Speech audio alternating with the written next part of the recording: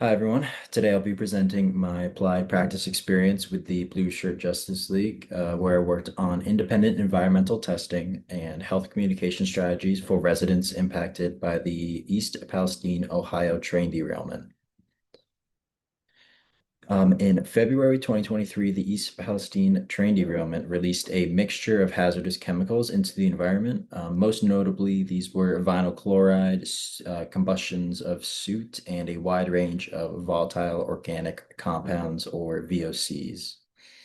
And although agencies reported that the area was safe, many residents continued experiencing symptoms such as headaches, sore throats, rashes, and respiratory irritations. These concerns created a clear need for transparent and accessible information that explained what the chemicals were, how they move through the environment, and how exposures could affect health. My APE focused on supporting that need through community-focused environmental communication. My work centered on three major components. These were reviewing the independent testing data collected by my preceptor, Scott Smith. These included the IAQHS indoor air testing results, fire VOCs, and soil and water sampling results. Using this data, I developed a community needs assessment to understand resident concerns, gaps in official communication, and priority information needed by residents. I also created a health communication guide and a set of infographics tailored for residents, clinicians, and local leaders. All these products were designed to help community members interpret complex environmental data results in plain, accessible language. And here we have a slide of my preceptor there in East Palestine collecting results. On the left is a soil test, and then in the middle, it's water testing. And then on the right, he is collecting samples from an indoor ventilation system to test for chemical compounds. Next, the methods used to complete this project, I used a combination of environmental analysis and public health communication skills. So first I reviewed different data sets as well as sediment and surface water results. I then conducted a literature reviews on VOC exposure, soothe pathway, and dioxin behavior in the environment in different research articles. And then I applied risk communication to translate these findings into different visuals, guides, and other educational content. This mix of technical and communication-based methods helped to ensure the final products were both scientifically accurate as well as easy to understand for the community. And then here are just some more pictures of some of the data I looked at. So on the top left, this was a community survey done by a couple colleges, and they recorded the drinking water used before the train derailment as well as after.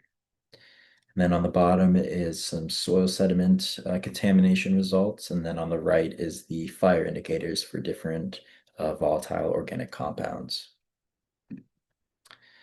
Next, my outcomes and products. My final APE was produced for three major deliverables. First was the comprehensive community needs assessment, which helped to identify different residents' concerns, gaps in messaging, and then also created opportunities for the Blue Shirt Justice League to improve communication and outreach in the future.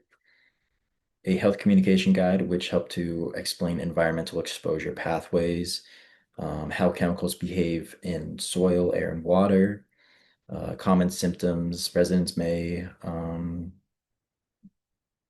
describe, and also when to seek medical care. This guide helps to translate complex testing results into something more easily understood for residents and as well as clinicians.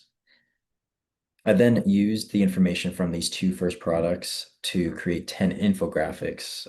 Each infographic covered a different topic relevant to the derailment. These included chemicals released, the movement of soot in the air, indoor air quality, different environmental pathways of the chemicals, wildlife as indicator species, and when to see a doctor. So these products were designed to support both educational outreach and advocacy for independent testing. On the next slide, I have a few of my infographics. I can fit all 10, but I'll put a few out here. On the left, I stated the different chemicals released in the East Palestine disaster and why they matter. So I went over the source, exposure, and then also potential health outcomes for all these. And then on the right, I created a 6-step program to help residents clean their home after chemical soot or VOC exposure. Next, I have some myth versus facts. This helped to kind of take an approach against misinformation or maybe, I guess, general misinformation or misinformation created by the EPA or other different organizations involved in the initial cleanup. And then on the right, just chemical exposure, when to see a doctor, so when to notice different symptoms, and then how to reach out as well. Next, quick reflection.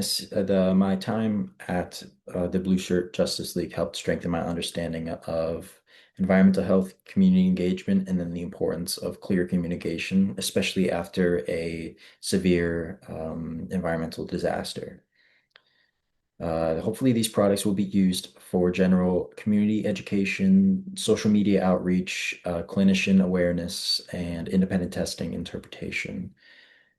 These resources will help to build trust with the residents and then create transparent, understandable information to help empower them to make decisions for their health. My preceptor will be using this information in an upcoming conference in East Palestine next year. I'm very excited to see that.